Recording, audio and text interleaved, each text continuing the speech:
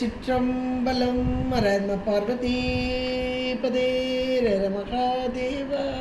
தென்னாடுடைய சிவனே போற்றி, எந்நாட்டவர்க்கும் இறைவா போற்றி. திருச்சிற்றம்பலம். ஒளியான திருமேனி உமைத்தானம் மிகமேவம் கழியார வரும் யானை கடல் நாழோ மரவாமல் அழியாழு மல தோவும் அடியார்கள் உழமாற வழியாக வலிதாய வினை கூட நினையவே. திருச்சிற்றம்பலம். தில்லை குத்தவர்மான் திருவடிகளை சிறுமேற்கொண்டு குருமகா சன்னிதானங்கள் பொற்பாதம் பணிந்து அடியவர் மக்கள் பொற்பாதம் பணிந்து இன்றைய அபிராமி அந்தாதி சிந்தனையிலே நமக்கு போன தடவை 26வது பாடல் நாம் பார்த்தோம்.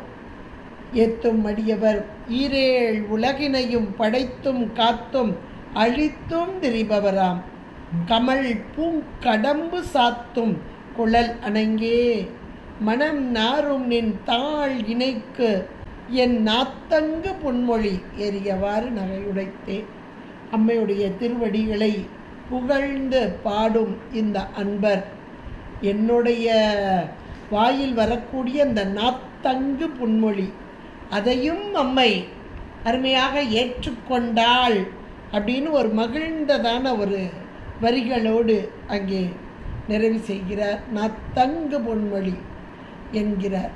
இப்போ நம்முடைய வாயில் வரக்கூடிய சொற்கள் எல்லாம் நம்ம பார்த்துருக்கோம்.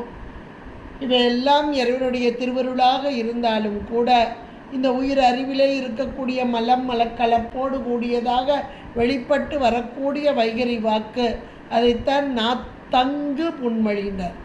நாவில் தங்கி வெளிவருதல், அதாவது உயிர் அறிவோடு சேர்ந்து வினைகளுக்கு ஏற்றாற் போல மலத்திற்கு ஈடாக வெளிவரக்கூடிய பொன்மொழிகள். ஆனாலும் இறைவனை துதித்து வணங்கி வழிபாடு செய்து கொண்டே இருக்கிறோம். இறைவனுடைய திருவருள் பெரும் கருணை இதனையெல்லாம் எண்ணி எண்ணி வியந்து வியந்து போற்றி வழிபடக்கூடிய நம்முடைய அருளாளர்கள் அவர்கள் உணர்ந்து வழிபட்டு அமைத்து கொடுத்த இந்த பாடல்களை நாம் பாடும்போதும் நம்முடைய மனதிற்குள்ளும் அந்த எண்ணம் நமக்கா வரலைன்னா கூட அது சொல்லுவாங்க இல்லையா, தானாக தெரியலைன்னா சொல்லியாவது கேளம்பாங்க, சுய புத்தி இல்லைன்னா சொல் புத்தியாவது கேள் அப்படிமா. அவர்கள் சொன்ன அந்த வார்த்தைகள் வாசகங்கள் இவையெல்லாம் நம்மை பக்குவப்படுத்துவதாக, இறைவனை துதிக்க வேண்டும், வணங்க வேண்டும், போற்ற வேண்டும் என்று அவர்களுடைய வார்த்தைகள். அது மணிவாசக பெருந்தா நல்ல முதல் பாடலாக இருக்குது பாருங்க. சிவபுராணம் எவ்வளோ அழகாக போற்றி வாழ்த்தி அவருடைய திருவடியெல்லாம் நம சிவாயம் வாழ்க நாதன் தாழ் வாழ்க இமைப்பொழு. இதில் ஒரு 5 வரி 6 வரியை தினசரி அப்படியே உள்ளுக்குள்ளே சதா காலம் ஓடிக்கிட்டே இருந்தால் கூட போதும். அரை இறைவனை துதித்தல் வணங்குதல், அதுலேயே அவருடைய திருவடி வணக்கம். அந்த திருவடி தான் மேலான ஒன்று நம்முடைய சைவத்தில் சொல்லக்கூடியது. நம்ம அருளாளர்கள் எல்லோருமே அந்த திருவடியை பற்றிய பெருமையைத்தான் சொல்வார். இந்த திருவடி என்பது, இறைவனுடைய திருவடி என்பது திருவருளாக உயிர்களாகிய நம்மை கடைத்தேற்றும் கருணையின் வடிவாக, ஞானத்தின் வடிவாக. அதைத்தான் சிவ ஞானம், திருவருள், திருவடி ஞானம் என்றெல்லாம் நாம் சொல்கிறோம். இந்த திருவடியை பற்ற வேண்டும். அந்த திருவடியை புகழ்ந்து பாடுதல் தான் நம்முடைய அருளாளர்கள். அவர்களுடைய வாக்கையே சிரமேற்கொண்டு நாமும் இங்கே பாட வேண்டும். இப்போ அபிராமி பட்டெல்லாம் வியந்து வியந்து அம்மையுடைய திருவடியை வியந்து வியந்து சொல்கிறார் என்றால் அவர்கள் அனுபவித்தார். அம்மையை கண்டு, நேரில் கண்டு, அவளுடைய பெருமைகளெல்லாம் உணர்ந்து அந்த அருள் வெள்ளத்திலே திளைத்திருந்தார் தன்னிலை. அதைத்தான் நாமும் உணர வேண்டும் என்பதற்காக இந்த பாடல்கள்லாம் தந்தார். இந்த பாடல்களை பாடினாலே நமக்கு அந்த உணர்வு வருகிறதோ என்னவோ தெரியல, ஆனாலும் கூட நாம் பாட வேண்டும். திருவாசகம்லாம் பொருள் உணர்ந்து பாடும்போது தானாக கண்ணீர் வரும்னு எத்தனையோ பேர் சொல்கிறது நம்ம கேட்கும். அந்த பொருள் உணர்ந்த போது தானே அந்த கண்ணில் நீர் வருகிறது. திருவாசகத்துக்கு ஒரு ஆதார், ஒரு வாசகத்துக்கு ஒரு ஆதார் அப்படின்னு நம்ம பாட்டு சொல்லிகிட்டே இருக்கலாம். ஆனால் உண்மையிலே உருக்கம் என்பது எப்படி வரும்? அது உள்ளத்தின் நிகழ்ச்சி. இன்னும் சொல்லப்போனால் உயிர் தான் அது காரணம். எங்கள் கண்கள் காரியமாக மொழியும். இந்த பாடல் இப்போ வரக்கூடிய 27வது பாடலில் அப்படியே அதை பட்டியல் போட்டு காண்பிக்கிறார் அபிராமி பட்டர். அதை எப்படி சொல்கிறாரு பாருங்க. உடைத்தனை வஞ்ச பிறவியை, முதல் வார்த்தையாக சொல்கிறார், உடைத்தனை வஞ்ச பிறவியை. ஒரு உயிர்களாகிய நாம் இன்றைக்கு பிறவி எடுக்கிறோம் என்றால், பிறவி என்பது எல்லாருக்குமே நமக்கு தெரியும். நம்ம எல்லாருமே சைவ சித்தாந்தம் படிச்சுட்ருக்கோம். கருவிகரணங்களோடு கூடிய, அதாவது தனு கரணம், இந்த தனுக்கரணத்தோடு கூடிய இந்த உடல், இது அனுபவிக்கிறக்குரிய இடம் புவனம். அதான் தனு கரணம் புவனம். போகம் என்பது அனுபவம். இந்த உடலோடு கூடி உலகத்தை அனுபவித்தல், இதுதான் பிறவி. உயிர்களுக்கு உரிய பிறவி. அது 5 தொழில்களாக உடம்பை படைச்சி, அந்த உடம்பை இவ்வளோ நாளை காத்து, அந்த உடம்புக்குள்ள அப்புறம் அந்த உடம்பு டிஸ்போஸ் அப்படின்றது தான் அழித்தல். இன்னும் சொல்லப்போனால் இளைப்பாறுதல், அது ஒடுக்குதல், இப்படியெல்லாம் நம்ம சொல்கிறோம். அப்போ 5 ஐந்தொழிலை புரிவது யார் என்றால் அம்மைதான் செய்கிறார். எதற்காக இந்த 5 இந்த பிறவியை கொடுத்தல் என்பது எதற்காக என்ற ஒரு கேள்வி நமக்குள் வந்தால், அதுக்கு அழகான விளக்கத்தை இந்த பாட்டிலேயே சொல்கிறார். நமக்கு ஏற்கனவே நம்ம சித்தாந்தம் படித்ததுனால, இந்த உடல் கொடுத்தது எதற்கு என்றால், உயிர்களாகிய உயிர் ஒரு அறிவு பொருள், அந்த அறிவு பொருளில் கலந்திருக்கும் மலம் நீங்க வேண்டும். மலம் எதுக்காக நீங்கணும்? மலம் இருக்கும் வரையில் இறைவனோடு கூட முடியாது, அந்த பேரின்பத்தை அடைய முடியாது. அந்த பேரின்ப பெருவாழ்வை அடைவதற்காக இந்த மலம் நீக்கம் பெற வேண்டும். அந்த மல நீக்கத்திற்காக இந்த பிறவி.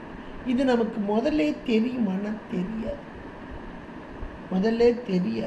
இன்றைக்கி எத்தனை பேர் நமக்கு உடம்பு கொடுத்துருக்கிறா, இறைவன் உடம்பு கொடுத்துருக்கிறாரு, நம்ம மீண்டும் ஒரு உடம்பு எடுக்கக்கூடாது, நம்ம எத்தனை பேருக்கு தெரியும்?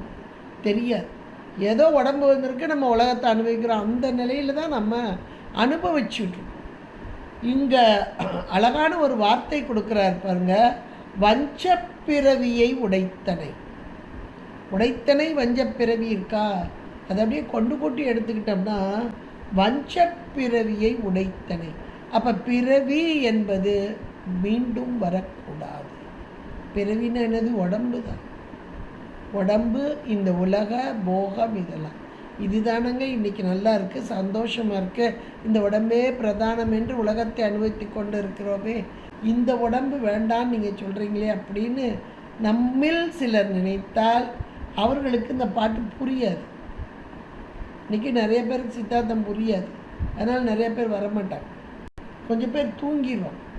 புரியாத நிலை வரும்போது தூக்கம் தானே வரும். அப்போ யாருக்கு இந்த பிறவி துன்பம் என்று எண்ணுகிறார்களோ அவர்களுக்கு, அப்போ இந்த பிறவியை துன்பமாக, எப்பா போதும்டா சாமி, எனக்கு இனி ஒரு பிறவி வேண்டாம் என்ற உணர்வு மேலோங்கி இருப்பவர்களுக்கு அது வஞ்ச பிறவி. வஞ்சம் என்றால் என்ன நடக்க போகுது?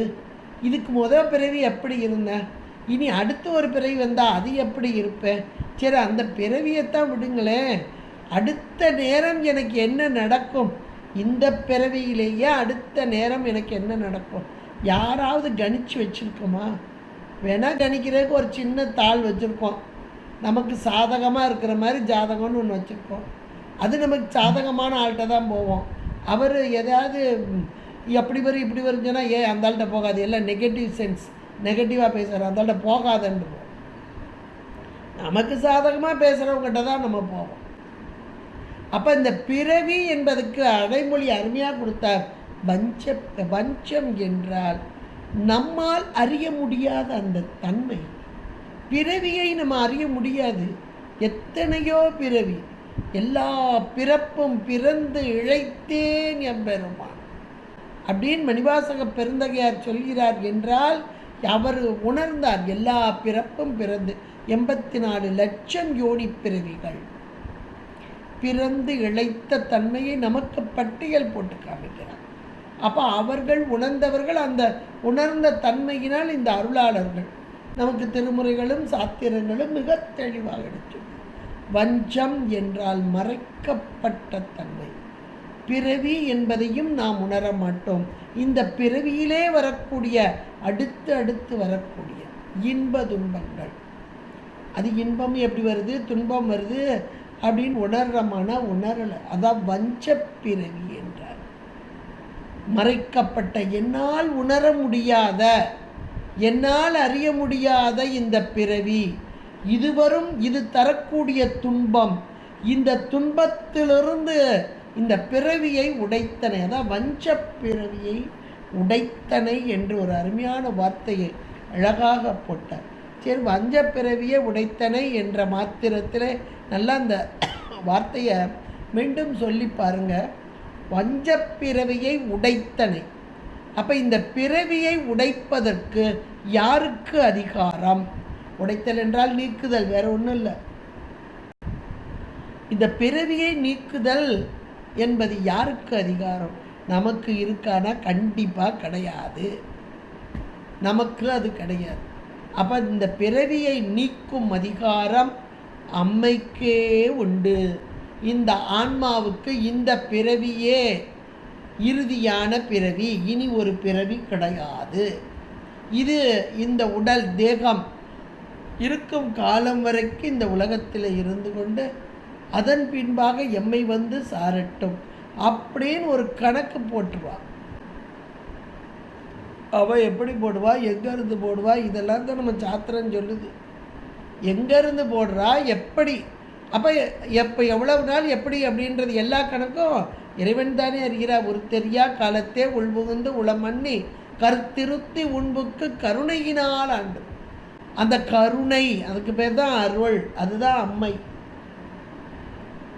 முதல்ல உள்ளே போடும்போதே இவ்வளவு இன்ப துன்பம் எல்லாம் முடிஞ்சு இந்த பிறவியோட முடிஞ்சது. ஜாதகம் கூட சில நேரம் சொல்லுவாங்க, இந்த பிறவி இதுக்கு கடைசி பிறவி, எல்லா இன்ப துன்பத்தையும் அனுபவிச்சுட்டு போயிடும் அப்படின்லாம் சொல்லுவாங்க.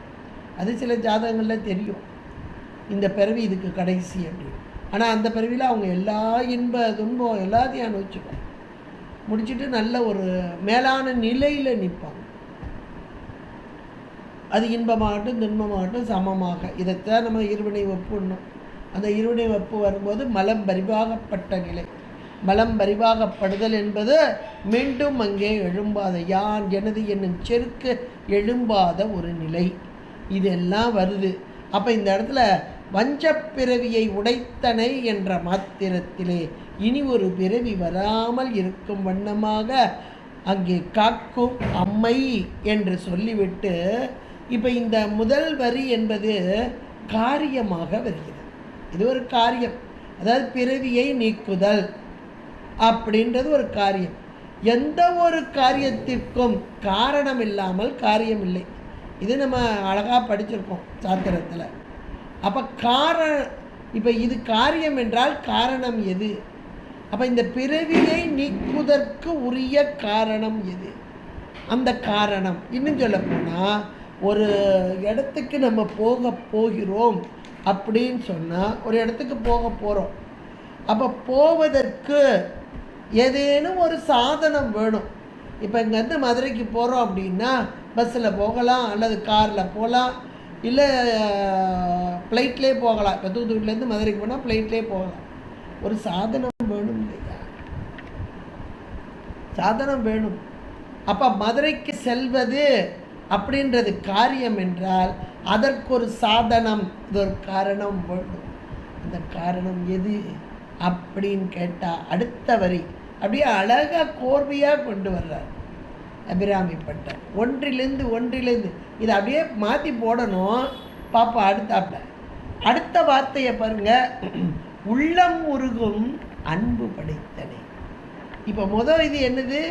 வஞ்சப்பிறவியை உடைத்தனை. என்றைக்கு இந்த பிறவியோடு முடிந்தது அப்படின்னா இங்கே அதுக்கு சாதனமாக காரணமாக இருப்பது எது அப்படின்னா உள்ளம் உருகும் அன்பு. உள்ளம் என்ற வார்த்தையை அந்த பக்கத்தில் நீங்கள் உயிர்னு போட்டுக்கோங்க. அப்படியே அந்த உயிர் உருகச் செய்யக்கூடியதான ஒரு அன்பு பெருக்கெடுக்க வேண்டும். இதைத்தானே நமக்கு மணிவாசகர் கல்லை பிசைந்து கனியாக்கி தன் கருணை வெள்ளத்து அழுத்தி நிறைய இடங்களை கல்நார் உரித்து என்னையும் அப்படிம்பார். கல் நார் உரித்து, கல்லில் நார் எடுக்க முடியுமா? ஆனாலும் ஜாமி இந்த உயிர் எப்படிப்பட்ட கல் போல இருப்பதை நம்ம அருளாளர்கள் நிறைய பேர் சொல்கிறாங்க. அதில் அருணகிரியார் ரொம்ப அழகாக சொல்கிறார், நெஞ்ச கனகல்லும் நெகிழ்ந்து உருக. நெஞ்ச அப்படியே கனகல்ல கனண்டுக்கிட்டு இருக்க கல்லும்பார். அப்போ யோசிச்சு பாருங்க, இந்த கல் அதை உயிர் அது இந்த இடத்துல உள்ளம் என்ற மாத்திரத்திலே நெஞ்சம் என்பதை சொல்லலாம். ஆனால் அதை காட்டிலும் மேலான ஒன்று எது என்றால் உயிர். இந்த உயிர் இந்த மலத்தினால் அப்படியே இருக்க கட்டப்பட்டு கல் போன்று சிக்கலர் பெருமான் அதை அழகாக சொல்லுவார். அப்போ அந்த கல்லாக இருக்கிறது, இந்த கல் கனிய வேண்டும், கசிய வேண்டும், உருக வேண்டும். அது உருகுமா? எப்போ உருகும், எப்படி உருகும் அப்படின்னா, இந்த உள்ளம் உருகும் அன்பு. அன்பு இந்த அன்பு மேலிட மேலிட மேலிட இந்த உள்ளம் உயிரானது உருகும். அப்போ அந்த அன்பு யார் மீது அன்பு வைக்கணும்? இன்றைக்கி நம்ம எங்கே அன்பு வச்சிருக்கோன்னு ஒரு நிமிஷம் யோசிச்சிட்டோம்னா நமக்கு நல்லா புரியும். இந்திரிய பயமயங்கி இறப்பதற்கே காரணமாக இந்த கருவிகரணங்களோடு கூடி பொறிப்புலன்களோடு கூடி அப்படியே உலகத்தை நோக்கி சென்று கொண்டிருந்தால் உள்ளம் உருகவா செய்யும். இறைவனை நினைந்து இதை பார்த்தா வாங்கணும், அதை பார்த்தா வாங்கணும், அது இது கிடைக்கலையே, இது எனக்கு கிடைக்கலையே, மீண்டும் மீண்டும் மீண்டும் அந்த ஆவல் மேலிட்டு மேலிட்டு மேலிட்டு அதனால் அது கிடைக்கலையே. கிடைச்சிட்டா கூட ஒரு சந்தோஷம், கிடைக்கலைன்னா இன்னும் அந்த உள்ளம் அப்படி இறுகி இறுகி இறுகி கல்லாகி சமைந்து விடுதல். இன்னைக்கு அதுதானே நடக்குது. யோசிச்சு பாருங்க, இன்னைக்கு அதுதான் நடக்குது. நம்முடைய வினைக்கு ஏற்றாற் போல இந்த உலகத்தை நோக்கிய நிலையிலே அந்த உலகத்தை நோக்கி அந்த இந்திரியங்கள் மூலமாக அனுபவிக்க அனுபவிக்க இறைவன் என்ற ஒன்றை சற்றே மறந்ததில்லை. அப்புறம் எப்படி நமக்கு அங்கே இறைவன் மீது அன்பு பெருகும்? எதன் மீது அன்பு? இந்த பொறிப்புலன்கள் வாயிலாக நாம் காணும் காட்சி இதிலே தானே இங்கே விருப்பமும் ஆர்வமும் இங்கே திளைத்து போயிருக்க அன்பு என்பது. அப்போ இங்கே அன்பு என்ற ஒன்று வர வேண்டும் என்றால் இறைவன் நமக்கு செய்கின்ற உதவியை நாம் நினைக்க வேண்டும். ஒரு பொருள் மேலே அன்பு வருது அப்படின்னா அந்த பொருள், இப்போ அம்மா அப்பா மேலே நமக்கு அன்பு வருது. எதனால் வருது? அம்மா இவ்வளவு நமக்கு சாப்பாட்டிலேருந்து வகை வகையாக எல்லாம் கொடுக்குறாங்க அப்படின்ற ஒரு உணர்வு மேலிடும்போது நமக்கு வருது. அப்பா நமக்கு கட்டதை எல்லாம் வாங்கி தருகிறான்னு வரும்போது ஒரு உணர்வு வருது. அம்மா அப்பாவுக்கு குழந்தைகள் மேலே ஏன் வருதுன்னா நமக்கு ஒரு குழந்தை பாக்கியம், நம்முடைய வம்சத்திற்காக நமக்கு அன்பு செய்வதற்காக, இப்படி எல்லாம் நமக்கு ஒரு உறவுகள். அது அந்த கயிறு, அது அப்படியே சாமி ஒரு உறவு என்ற அந்த கயிறின் மூலமாக கட்டப்படுதல் இதெல்லாம் இருக்குது. அதனால் இங்கே வைக்கக்கூடிய அன்பு பெருகுது. ஆனால் இது எல்லாமே நிலையானதான். இந்த ஒரு பிறவிக்கு வந்த உறவுகள் தானே, இந்த ஒரு பிறவிக்கு வந்த உறவுகள். ஆனால் இறைவன் இந்த உயிர்கள் மீது கொண்ட கருணையினால் என்றைக்கு உயிர்கள் உண்டோ அன்றையிலிருந்து இந்த உயிர்கள் மீது கொண்ட கருணையினால் முதல் உடம்பு கொடுத்து அந்த உடம்புலேருந்து அடுத்து அடுத்து அடுத்து உடம்புகள் கொடுத்து அந்த உடம்புகளுக்குரிய உலகம் கொடுத்து அந்த உலகத்தை அனுபவிக்க வைத்து அதன் மூலமாக வினைகள் அப்படியே நீங்க வைத்து அந்த வினை நீக்கத்தினால் மலம் பரிபாகமிட்டு இப்படியெல்லாம் நம்ம சிந்திச்சு பார்த்துருக்கோமா? அறிவு பொருளாகிய நம்மிடம் இருக்கும் அறியாமையை நீக்கும் இறைவன் என்பதை நாம் சிந்திக்கவில்லை. இப்படி இறைவன் செய்யக்கூடிய உபகாரத்தை நினைந்தால் அவன் செய்கிற உபகாரம். இன்றைக்கு நாம் உலகத்தை அனுபவிக்கும் போகம், இது ஒரு போகம், உலக போகம். இந்த உலக போகத்திற்கும் இறைவன் இல்லை என்றால் கிடையாது. இந்த போகம் வேண்டாம், போகம் வேண்டி வேண்டிலேன் புறந்தராதி இன்பமும் ஏக நின் களல் நெய்யலாதிலேன் என் எம்பீரான். எவ்வளோ அருமையான வார்த்தைகள். இந்த உலக போகத்தை அனுபவித்து கொண்டிருக்கும் காலத்திலேயே இந்த உலக போகத்திலிருந்து விடுபட்டு நிற்கும் அந்த ஆன்மாக்களுக்கு தன்னுடைய திருவடி நீழல் அந்த பேரின்பத்தை தருவதற்கு அவன் காத்து கொண்டிருக்கிறான். இப்போ உள்ள முருக வேண்டுமென்றால் அப்போ அவன் செய்யக்கூடிய அந்த உபகாரம், அந்த உபகாரத்தை யார் நினைக்கிறோமோ அவர்களுக்கு அந்த இறைவன் மீது அன்பு பெருக்கெடுக்கும். அப்போ இதுதான் காரணம். எது காரணம்? உள்ளம் முருகும் அன்பு படைத்தனைன்னு போட்டார். அதுலேயும் அங்கே உடைத்தனைன்னு போட்டார். வஞ்சப்பிறவியை உடைப்பதற்கு இங்கே அதிகாரம் பெற்ற அம்மை என்று சொன்னார். இங்கே அடுத்த வரியில் இந்த உயிர், அறிவு பொருளான உயிர், கல் போன்று இறுகி இருக்கும் உயிர், மலத்தோடு கட்டப்பட்டிருக்கும் இந்த உயிர் உருகுதல் எதனால்? இறைவன் செய்யும் உபகாரத்தை உணர்ந்து ஒரு பேரறிவு பொருள் நம்மை நடத்துகிறது என்பதை உணர்ந்து உருகுதல், அந்த அன்பு மேலிடுதல். அப்போ இறைவன் எமக்கு செய்கிறான் என்ற உணர்வு யாரால் வரும், எப்படி வரும் இந்த உயிர்களுக்கு என்ற மாத்திரத்திலே அவன் அருளாலே, அவன் தாழ் வணங்கி. அப்போ இறைவனுடைய திருவருள் கூடி நிற்கவில்லை என்றால் இறைவன் செய்யும் உபகாரம் நமக்கு தெரியாதுங்க. இதில் நம்ம சாத்திரம் படித்தாதான் இதை நம்ம உணரவே முடியும். சாத்திரம்தான் இதை தெளிவாக எடுத்து உரைக்கிறது. 8ஆம் சூத்திரம், குரு வந்த பிறகுதான் இந்த ஆன்மா தான் யார் என்பதையே உணரும். சிவரூபத்தில் ஆன்ம தரிசனம். அப்போதான் தத்துவங்கள்லாம் சுத்தி அடையுது.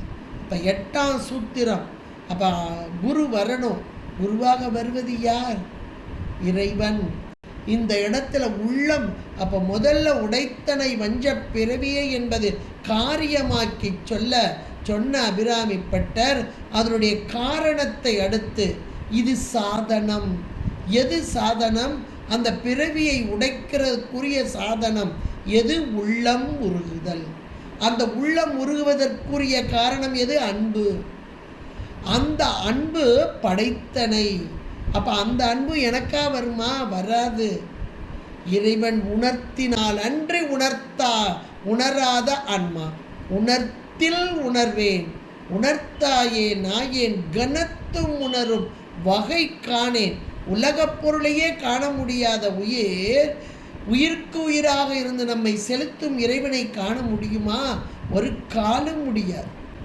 அதைத்தான் இங்கே உள்ளம் உருகும் அன்பு படைத்தனை. எல்லா இறைவன் செய்யும் செயலாக அழகாக சொல்றார்.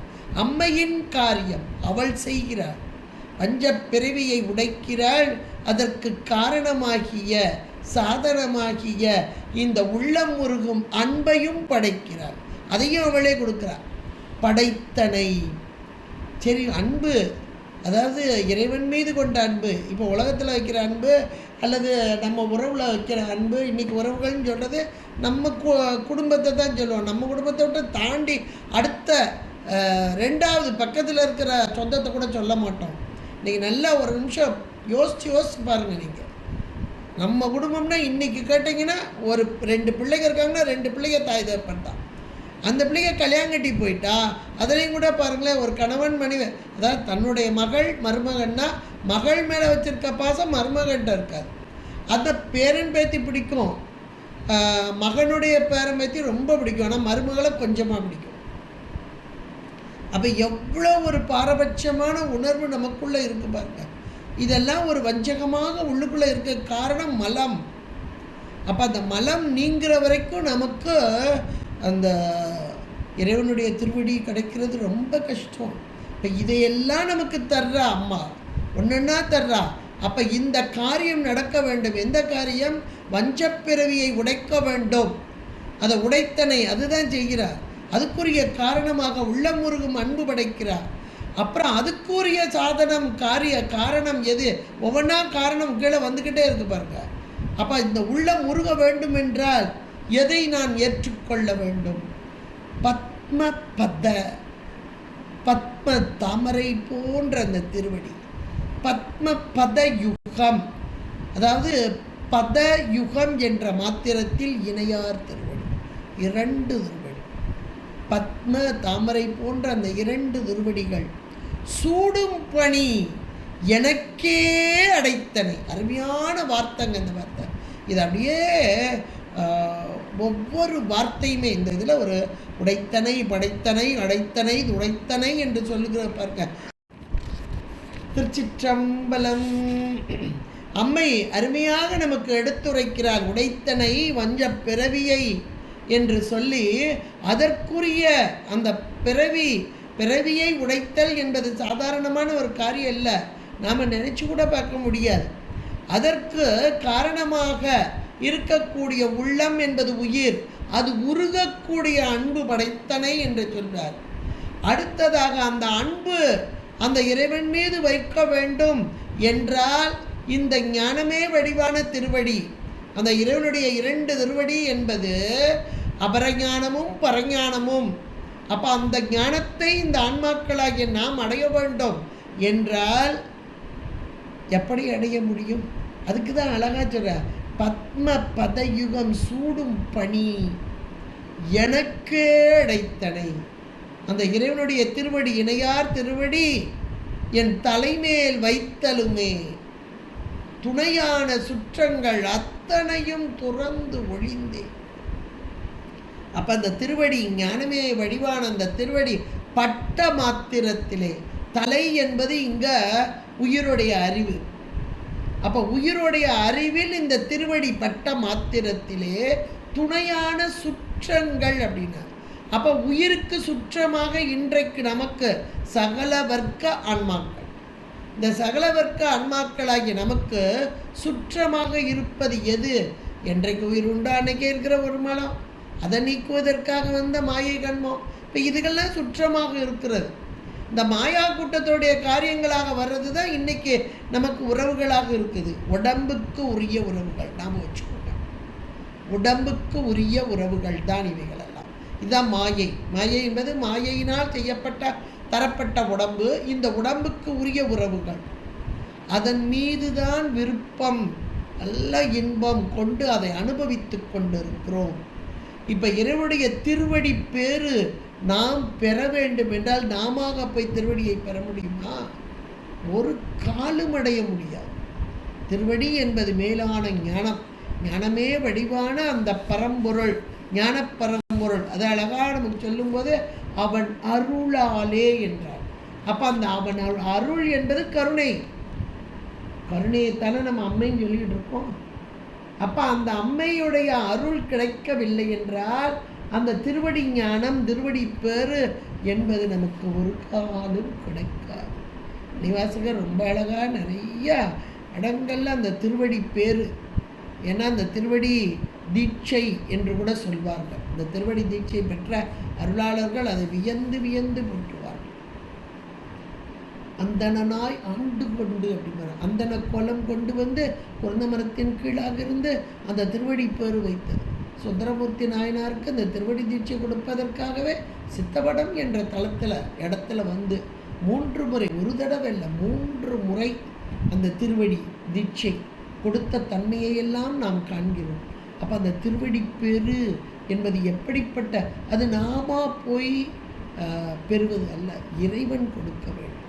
அப்போ இறைவன் எப்போ கொடுப்பார்? எப்போ இந்த உயிர்கள் அந்த பக்குவ நிலை, அதுதான் இந்த உள்ளம் உருகக்கூடிய அன்பு, உருகுதல். அந்த உயிர் எப்போ உருகும்? குழையும். உருகுதல்ன்ற இடத்துல குழைவுதல் போட்டுக்கோங்க. குழைத்த 10 அப்படின்னு பாடுங்க. அன்றே எந்த நாவியும் உடலும் உடைமை எல்லாமும் குன்றே இணையா என்னை ஆட்கொண்ட போதே கொண்டில்லை. அப்போ அந்த குலைதல் அதுதான் இந்த இடத்துல உருகுதல். அந்த உருகும் அன்பு அது படைத்தனை அப்படின்னு பார்த்தோம் இல்லையா. அப்போ அது காரியமாக அது அந்த காரியத்துக்கு காரணம் எது அப்படின்னா பத்மபத யுகம் சூடும் பணி. அப்போ அந்த திருவடி பேரு, அந்த திருவடி பேரு என்ற மாத்திரத்திலே இங்கே நமக்கு எதை உணர்த்துகிறது என்றால் என் செயல் என்பது ஒன்றும் இல்லை, எல்லாம் சிவச்சிவன். யான் எனது என்று அற்ற நிலை. இந்த யான் எனது இந்த ரெண்டும் தான் நமக்கு மீண்டும் மீண்டும் பிறவியே கொடுக்குதுங்க. யான் எனது என்னும் செருக்கு அறுப்பார் வானோர்க்கு உயர்ந்த உலகம். வள்ளுவனார் ரொம்ப அழகா சொல்றார், வானோர்க்கு உயர்ந்த உலகம். அப்பா வானோர் உலகம்னு ஒன்று சொல்றார். வையத்துள் வாழ்வாங்கு வாழ்பவர் வான் உறையும் தெய்வத்துள் வைக்கப்படும். அப்போ இது இந்த கேட்டகரி எங்கே இருக்குது? பதமுக்தியில். அதாவது இப்போ இருக்கக்கூடிய சாலோகம் அப்படின்னு சொல்கிறாங்க இல்லையா, ஒவ்வொரு பதமும் இருக்குது. விஷ்ணு பதற்கு, இந்த பதற்கு, எல்லா இதெல்லாம் பதம் என்று சொல்லக்கூடிய அதுக்கு மேலான வானோர்க்கு உயர்ந்த உலகம் என்பது அந்த சிவபதம், அந்த திருவடி பேரு. நம்ம அருளாளர்கள் வாழ்க்கை வரனா திருவடி பேரு பெற்றவர்கள் அப்படின்னு பார்த்தீங்கன்னா மாணிக்கவாசக பெருந்தகையார் இன்னைக்கும் நடராஜ பெருமானுடைய திருவடி கீழே இருப்பார் பாருங்க. அம்மையார், காரைக்கால் அம்மையார், இரவாத இன்ப அன்பு வேண்டிப்பின் வேண்டுகின்றார் பிறவாமை வேண்டும், மீண்டும் பிறப்பு உண்டேல் உன்னை என்றும் மறவாமை வேண்டும், இன்னும் வேண்டும் நான் மகிழ்ந்து வாடி அறவாணி ஆடும்போது உன் அடியின் கீழ் இருக்க. அப்போ அந்த திருவடி பேறு பெற்றவர்கள் இன்றைக்கும் அந்த திருவடியின் கீழாக இருக்கும் பேறு பெற்றவர்கள். அப்படின்னா இந்த திருவடி பேரு இன்னும் நம்ம சொல்லணும்னா இந்த 63 நாயன்மார்களே எடுத்துக்கலாம். தூக்கிய திருவடி உலகலாம் உணர்ந்து ஓதுதற்கு அரியவன், நிலவுலாவிய நீர் மலி வேணியன், அழகில் சோதியன் அம்பலத்து ஆடுவான், மலர் சிலம்படி வாழ்த்தி வணங்குவான். அப்போ அந்த மலர் சிலம்படி என்ற மாத்திரத்திலே மலர்கின்ற சிலம்படி, மலரும் சிலம்படி வினைத்தொகை. அப்போ அந்த மலர் சிலம்படியை வாழ்த்துதலும் வணங்குதலும் அப்படின்னு சேக்கிழார் பெருமான் அழகா சொல்றார். அப்போ அந்த மலர் சிலம்படியில் இருக்கக்கூடிய இந்த அருளாளர்கள் 63 நாயன்மார்கள் திருவடி பேறு பெற்றவர், அவர்களை வாழ்த்துதலும் வணங்குதலும். இந்த பாயிரச் செயல் என்பது வருவருள் உரைத்தல். அப்போ இனிமேல் வரக்கூடிய இந்த பாடல்கள் எல்லாம் எதை சொல்கிறது? இந்த 63 நாயன்மார்களின் பெருமைகளை சொல்ல வருகிறேன் அப்படிங்கிறார். அப்போ அந்த திருவடி பேறு பெற்றவர்கள். அப்போ அந்த திருவடி பேறு என்பது எப்பேற்பட்ட உயர்ந்தது. நாம சென்று அடைய முடியுமானா ஒரு காலம் முடியாது. இறைவன் தந்தால் ஒழிய அவனாக தானாக தரவில்லை என்றால் நாம பெற முடியாத ஒன்றுதான் அந்த திருவடி பேர். அதைத்தான் இங்கே சொல்கிறார். பத்ம அந்த தாமரை போன்ற பதயுகம், அந்த இணையார் திருவடி சூடும் பணி, தலைமேல் சூடுதல் என என்சான் உடம்புக்கு சிரசே பிரதானம்.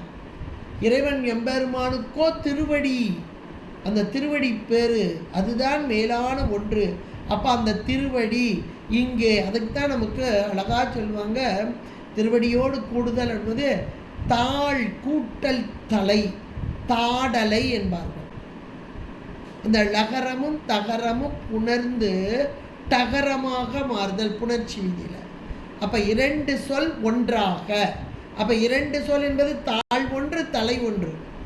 அப்போ உயிர்களுடைய அறிவு இது ஒரு சிற்றறிவு, இறைவனுடைய பேரறிவு அது அந்த பேரறிவுக்குள் இது அடங்கி நிற்ற நிலை.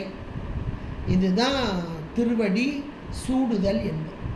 ஏதோ நம்ம கொண்டு போய் சாமி வைக்கிறார் இல்லை, உயிர்களுடைய அறிவு இறைவனுடைய அறிவில் பொருந்தி நிற்றல், ஏகனாகி நிற்றலும் இறைவனி நிற்றல். இது 10ஆம் சூத்திரம். 10ஆம் சூத்திரம் எவ்வளோ ஒரு அருமையான ஒரு, அதாவது தனக்கென்று ஒரு செயல் இல்லாமல் எல்லாம் இறை செயல் என்ற நிலை அவர்களுக்கு வந்து அப்படிப்பட்ட நிலையைத்தான் இங்கே சொல்கிறார். எதை சொல்றார்? மூணாவதாக பத்ம பதயுகம் சூடும் பணி. அந்த பணி என்ற மாத்திரத்தில் இது ஒரு வேலை. பணினா வேலைன்னு சொல்லுவோம். இது ஒரு வேலையா என்றால் பணித்தல் என்ற மாத்திரத்திலே இறைவனோடு அந்த ஒன்றித்த நிலை. அந்த இறைப்பணின்னு கூட நமக்கு 10ஆம் சூத்திரத்தில் சொல்கிறதுல இறைவனி நிற்றல்னு ஒன்று வரும். அப்போ இறைவனுக்கு பணி செய்கிறது அப்படின்னு நம்ம நினச்சிக்கணும். அது கிடையவே கிடையாது. இறைவனுக்கு பணி செய்கிறதுக்காக காத்திருக்காரு, அவர் நமக்கு செய்கிறாரு. இன்னைக்கு செய்கிறதெல்லாம் நம்ம நினச்சி கூட பார்க்க முடியல.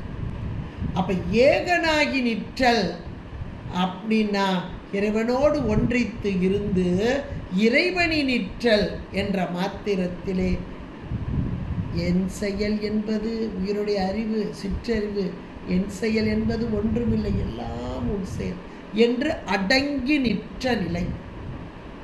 அடங்கி நிற்ற நிலை. அதைத்தான் இங்கே பிராமிப்பட்டர் மிக அழகாக சொல்கிறார். பத்ம பதயுகம் சூடும் பணி எனக்கே, ஒரு ஏகாரத்தை போடுறார். இன்னும் சொல்ல போனால் இந்த பணி எனக்கே அப்படின்றத விட எனக்கு பணியே அப்படின்னு கூட வச்சுக்கலாம். ஏன்னா இந்த பணியை செய்வதற்கு இதை தவிர வேற எந்த பணியும் எனக்கு கிடையாது அப்படின்ற மாதிரி வேற எந்த வேலையும் கிடையாது. உடைய திருவடியை சார்பு அப்படின்ற மாதிரி பணியே என்று அந்த ஏகாரத்தை கொண்டு வந்து இங்கே போட்டுடலாம். பணி எனக்கே அடைத்தனை அப்படி மாற்றி பணியே எனக்கு அடைத்தனை. அப்போ அந்த பணியே என்ற மாத்திரத்தில் இதை தவிர வேற வேலையே எனக்கு கிடையாது. பாடும் பணியே பணியாய் அருள்வாய். எவ்வளோ அருமையாக சொன்னார். பாடும் பணியே பணியாய் அருள்வாய். இதை தவிர வேற வேலையே இருக்கக்கூடாது. இப்படி தானே நமக்கு அருளாளருடைய வாக்கெல்லாம் எடுத்து பார்த்தீங்கன்னா அழகாக சொல்லணும். மற்ற பற்று எனக்கு இன்றி நின் திருப்பாதமே மனம் பாவித்தேன். அந்த பாட்டிலே அழகாக சொல்லிட்டார். அந்த பாட்டில் இருக்கதா இதுலேயும் வருது. மற்ற பற்று எனக்கு இன்றி நின் திருப்பாதமே ஏகாரத்தில் வருது. அப்போ அந்த பாதமே அதனால் பெற்றலும் பிறந்தேன் இனி பிறவாத தன்மை வந்து எய்தினேன். அப்போ அந்த பிறவாத தன்மைன்றதை அவர் சொல்லிட்டாரா? இங்கே இவர் அழகா அபிராமிப்பட்டார் இங்கே சொல்லிட்டாரா? உடைத்தனை வஞ்ச பிறவின்னு. அப்போ அது காரியம், அதற்குரிய காரணங்களாக சாதனமாக வரிசையாக பட்டியல் போடுறார். அதில் முதல்ல உள்ள முருகும் அன்பு, அதையும் நீதான் கொடுக்கணும் படைத்தனை. அடுத்து பத்ம பத யுகம் சூடும் பணி எனக்கே, எனக்கு அந்த பணியே என்று பணியே அடைத்தனை. அடைத்தனை என்ற வார்த்தை அருமையான ஒன்று. அடைச்சி வச்சிருக்காங்க.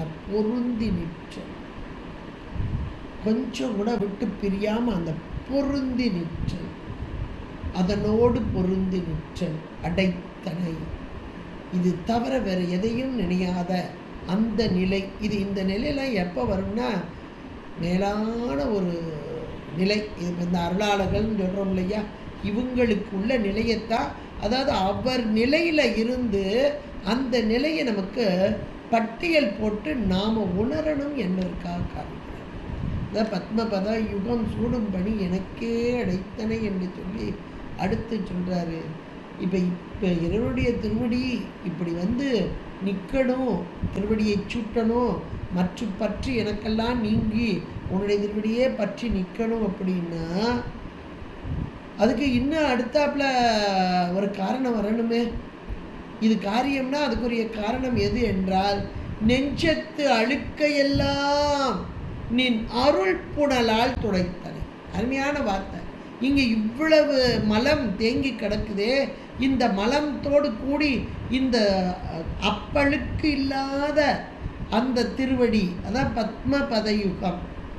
அப்போ அந்த திருவடியை நாம் அடைய முடியுமா? அந்த திருவடி பேர் கிடைக்குமானா ஒரு காலம் கிடைக்காது.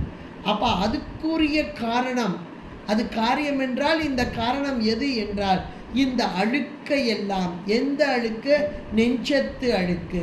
நெஞ்சம் என்பது உயிர்.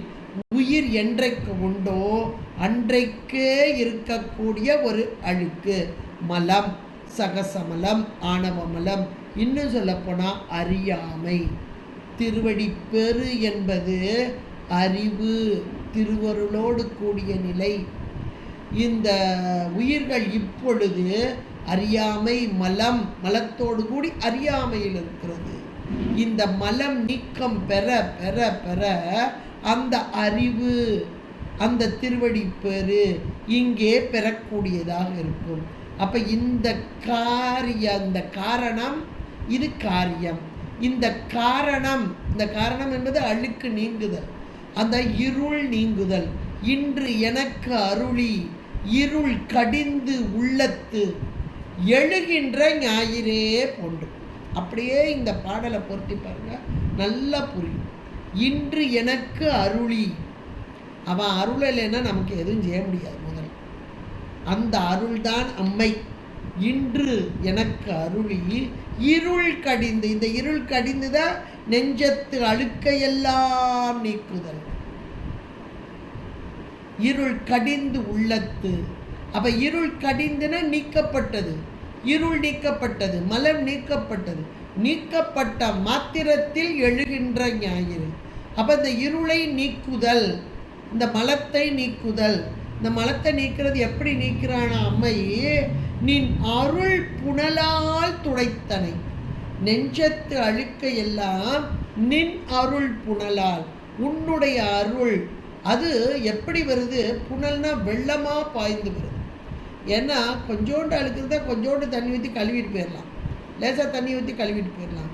இங்கே தான் பெரிய டன் கணக்கில் உட்காந்துருக்கேன் அறியாமை. அதுக்கு கூட சொல்லுவாங்க, ஒரு உலகத்து இருளை நீக்குவதற்கு ஒரு சூரியன் போது உலகத்து இருளையெல்லாம் நீக்கிட்டு போயிடும். எல்லா இடத்துலையும் சூரிய ஒளி பாய்ந்து எல்லா இடத்துல இருக்கக்கூடிய இருளையெல்லாம் நீக்கிட்டு போயிடும். ஆனால் இந்த உயிரில் இருக்கும் அறியாமை என்ற இருளை நீக்குவதற்கு சதகோடி சூரியன். அப்ப நம்முடைய அழுக்கு எவ்வளவு பெரிய தன்மையில இருக்கு நம்ம உணர்ந்துக்கிட்டோம். அதைத்தான் இங்க அருள் புனல்னா வெள்ளம் பெருக்கெடுத்து வருது.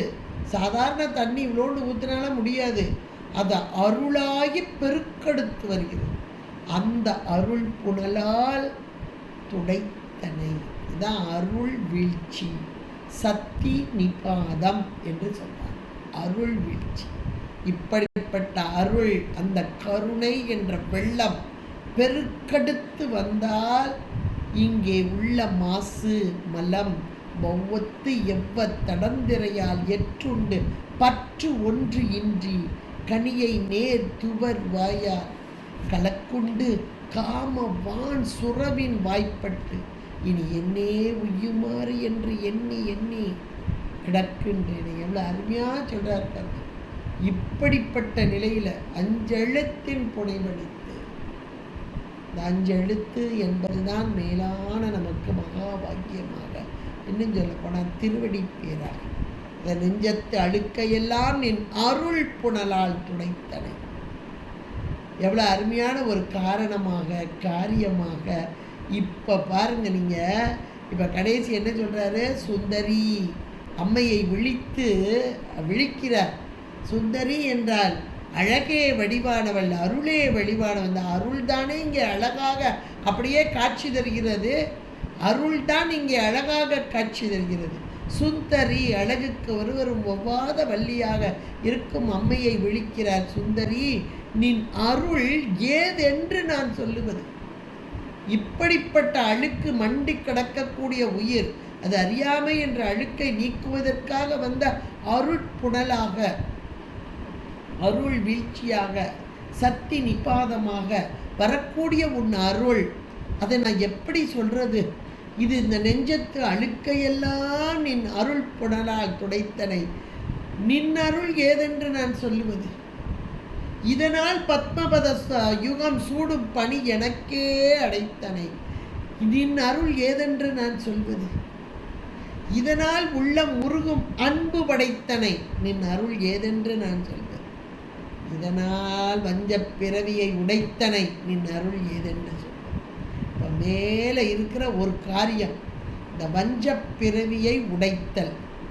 அந்த உடைக்கிறதுக்கு அது காரியம் என்றால் இங்கே சாதனமாக காரியமாக வருவது எது அப்படின்னா உள்ளம் உருகும் அன்பு படைத்தல்.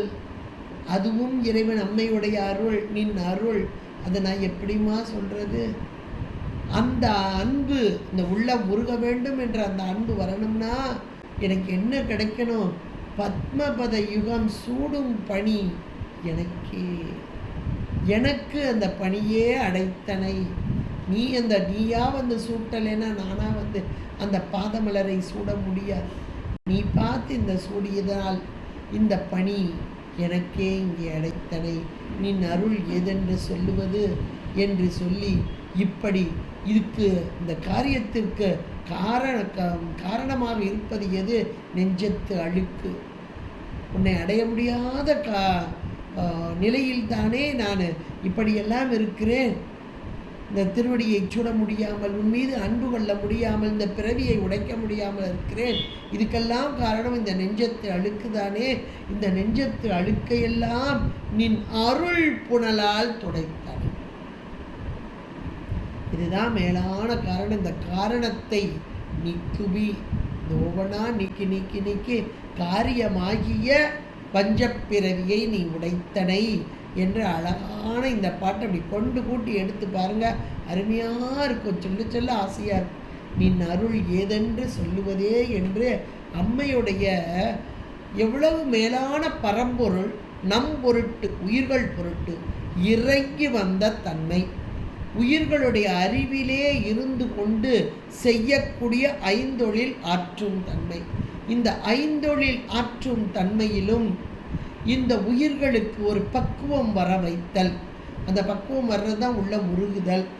அந்த பக்குவம் வந்த நிலையிலே இந்த பத்ம பதம் சூடும் அந்த பாதத்தை அப்படியே திருவடி மேல் பதித்தல். அந்த திருவடி பதித்தது அப்படின்ற மாத்திரத்திலே அழுக்கையெல்லாம் நீக்குதல். இது அப்படியே இப்படியும் போட்டு பாருங்க, ரொம்ப அருமையாக இருக்கும். நெஞ்சத்து அழுக்கையெல்லாம் நின் அருள் புனலால் துடைத்தன. நின் அருள் ஏதென்று சொல்லுதல் என்று வியந்து வியந்து பாராட்டுகிறார். ஏன்னா அம்மையுடைய பெருமைகளை உணர்ந்தவர்கள் இவர்கள். அதனால் வியப்பு, அந்த பெருமையை உணர்ந்ததால். நமக்கு இந்த பெருமையை உணராததுக்கு காரணம் நம்மிடம் இருக்கும் அழுக்கு, நெஞ்சத்து அழுக்கு. அந்த அழுக்கு நீங்கினால் நமக்கும் அந்த உணர்வு மேலோங்கி வரும். நம்மை நடத்துபவன் இறைவன் அப்படின்ற உணர்வு நமக்கு மேலோங்கி வரணும். நமக்கு இந்த நூல்கள் எல்லாம் சாத்திரம், தோத்திரம் இவையெல்லாம் ரொம்ப அழகாக நமக்கு எடுத்து சொல்லுது. இறைவன் செய்யும் உபகாரம், அது காட்டும் உபகாரமாக, காணும் உபகாரமாக நாம் உணர்ந்து கொண்டு இருக்கிறோம். அதை நாம் உணர்ந்துட்டாலே அம்மை நமக்கு செய்யும் அந்த நன்மைகள், அது எப்படிப்பட்ட நன்மை என்பதையெல்லாம் நமக்கு சொல்கிறார். அதுலேயும் இந்த பிறவியை நீக்குதல் அப்படின்றது சாதாரணமான ஒன்று இல்லை. இன்றைக்கி வரக்கூடிய துன்பத்திலே மேலான ஒரு துன்பம் அப்படின்னா பிறவி தான், பிறவி துன்பம்தான். பிறவி பிணி என்று சொல்வார்கள். மீண்டும் மீண்டும் பிடித்து கொண்டிருப்பது. நமக்கு லலிதா சகஸ்ரநாமத்திலையும் குடாரிக்கான்னு ஒரு நாமாவளி, கோடாரி மாதிரி இருக்கா. அந்த பிறவின்ற அந்த மரத்தை வேரோடு வெட்டக்கூடிய அம்மையாக இருக்கிறார். அப்புறம் ஜன்ம மிருத்யு ஜரா தப்த ஜன விஸ்ராந்தி தாயின்யை, இன்னைக்கு காலையில் கூட பார்த்தோம், 815வது நாமாவளி. மரணம், பிறப்பு, மூப்பு, இதையெல்லாம் நமக்கு துன்பத்தை கடக்கக்கூடியது. பிறப்பு, இறப்பு, மூப்பு, இதுதானே துன்பம். இதிலிருந்து, இந்த துன்பத்திலிருந்துலாம் நீக்கி நம்மை நீக்கி மேலான நிலையை, நமக்கு மேலான இன்பத்தை தருபவள் இவள் அப்படின்ற அந்த நாமாவள். அதுதான் இந்த பாட்டாகவும் இன்றைக்கு வந்திருக்கிறது. அருமையான ஒரு பாட்டாக மீண்டும் மீண்டும் இதெல்லாம் மந்திர சொல்லாக அமைந்த பாடல்கள். மந்திரமாகவே எடுத்துக்கொள்ள வேண்டும். ஒவ்வொரு வார்த்தையும் நீங்கள் மந்திர சொல்லாகவே எடுத்து, உடைத்தனை வஞ்ச பிறவியை உள்ள முருகும் அன்பு படைத்தனை, பத்மபத யுகம் சூடும் பணி எனக்கே அடைத்தனை, நெஞ்சத்து அழுக்கையெல்லாம் நின் அருள் புனலால் துடைத்தனை. சுந்தரி, நின் அருள் ஏதென்று சொல்லுவதே என்பதாக ஒரு மந்திரமாக எடுத்துக்கொண்டு நாம் அப்படியே உச்சரித்து கொண்டே இருந்தாலே அம்மையுடைய அருள், அந்த அருளை பெறும் அந்த பெரிய பாக்கியம் நமக்கெல்லாம் கிடைக்கும் என்று சொல்லிக்கொண்டு, அம்மையை பற்றி சிந்திப்பதற்கு அது ஒரு அருமையான வாய்ப்பை நமக்கு கொடுத்த திருவருளுக்கும் குருவருளுக்கும் நன்றி கூறி விடைபெறுகிறேன். நன்றி, வணக்கம். திருச்சிற்றம்பலம். ஹர ஹர பார்வதி பதே.